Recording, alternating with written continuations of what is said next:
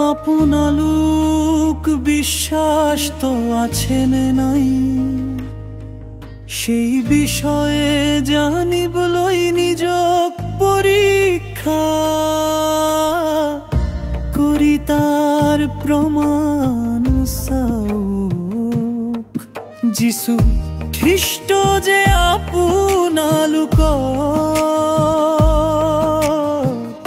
অন্তৰত বাস কৰি থাকে, সেই বিষয়ে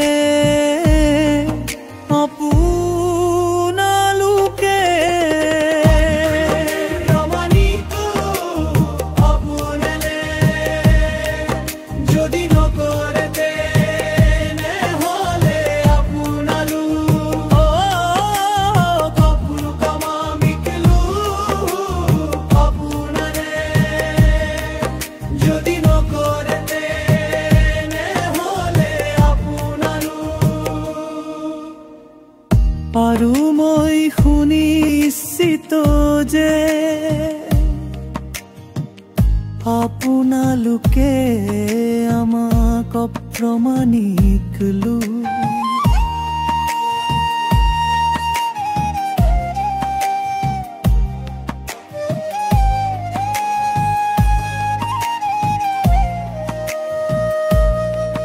এতিয়া আমি ঈশ্বৰ আগতে প্ৰাৰ্থনা কৰো, আপোনালোকে যাতে কোনো ধৰণৰ কুকৰ্ম নকৰে, আমি পৰীক্ষা সিদ্ধ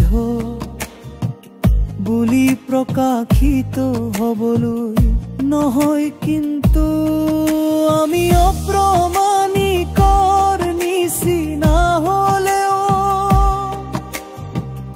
আপোনালোকে যেন চিত্তৰ মুখ কৰে, কিয়নো সত্যৰ বিপক্ষে আমাৰ একো শক্তি নাই, কিন্তু সত্যৰ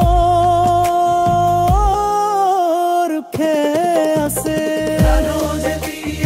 আমি দুৰ্বল কিন্তু আপোনালোক বলৱন্ত, তেতিয়া আমি আনন্দ কৰো আৰু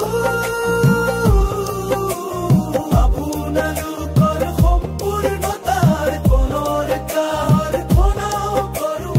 এই কাৰণে বিনষ্ট কৰিবলৈ নহয়, কিন্তু বলমত বৃদ্ধি কৰিবলৈ খুবুৱে যি ক্ষমতা দিলে, সেই ক্ষমতাৰ দৰে সময় উপস্থিত সকলক যেন কঠিন ভূমি ব্যৱহাৰ কৰিব নালাগিব।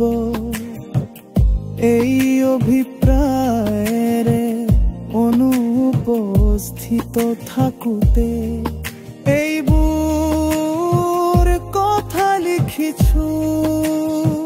শেষতে ভাইসকল আপোনালোকে